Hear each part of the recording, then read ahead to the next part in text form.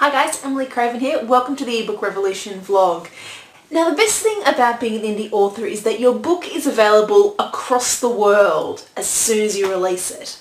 But unfortunately, until teleporters are invented and we agree to be broken up into itty-bitty little particles and reassembled on the other side of the world, getting to see readers face to face is still a really big hurdle for an indie author. Unfortunately, Qantas hasn't replied to my multiple emails about getting free first class tickets, so in the meantime, I have turned my attention to figuring out how indie authors can get a deeper connection to their readers online.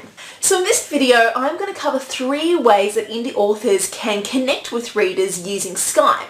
Of course, you're not restricted to Skype software. You can use, Google Hangouts or webinar software or whatever it is that you like, just as long as the readers can see your face.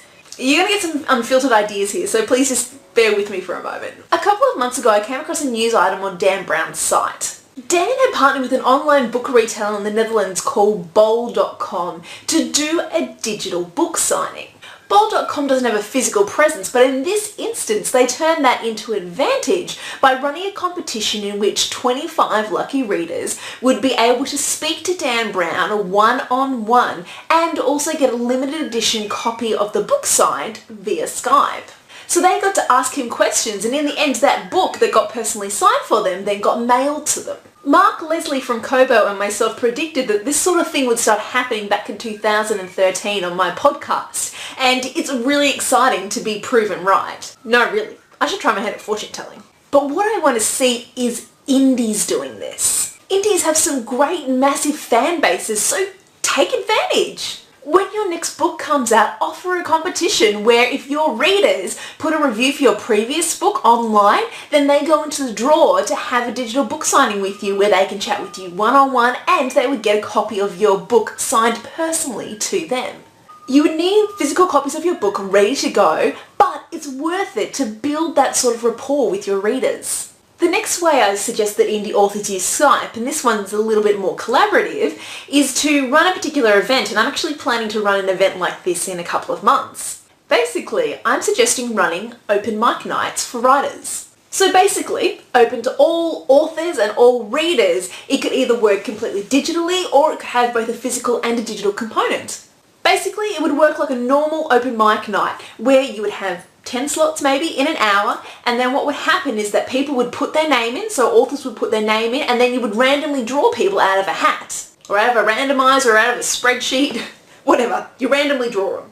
And then the author who gets chosen gets to read a piece of their work for 5 minutes to this new large audience. What a great way not only to discover new writers, but to also launch an anthology or launch a box set or launch a new book. And particularly being a free event, readers could use this to find new authors. Book clubs could use this to find new authors.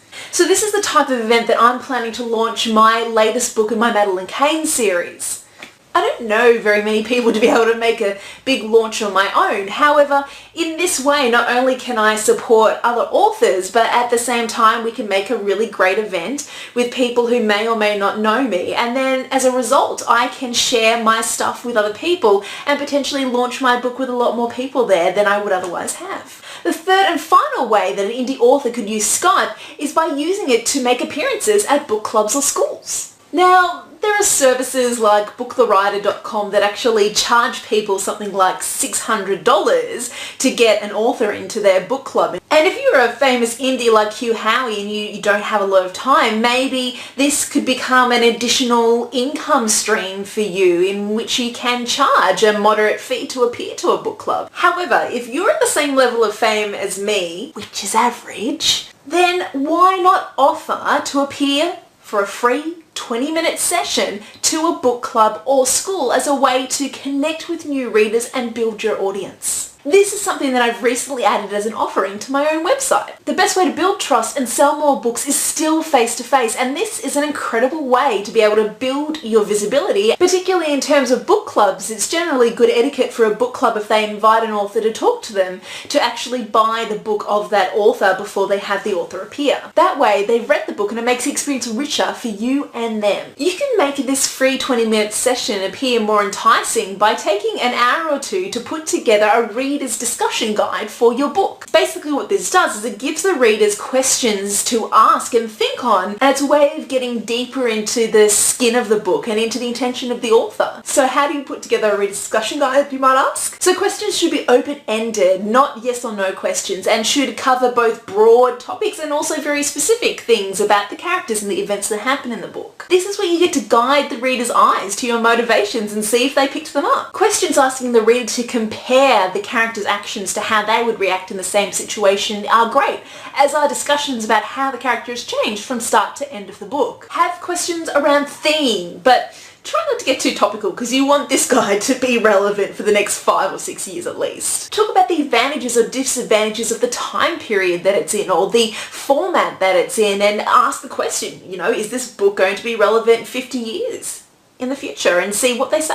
Use these 3 suggestions, the digital book signings and open writers' mic nights and 20-minute Skype sessions to schools or book clubs, and use them to show readers that you are a real person and that you're a global presence and that you're worth their reading time. That's all from me this week. I look forward to seeing what you guys come up with. Maybe you'll even be able to build a buzz bigger than Dan Brown.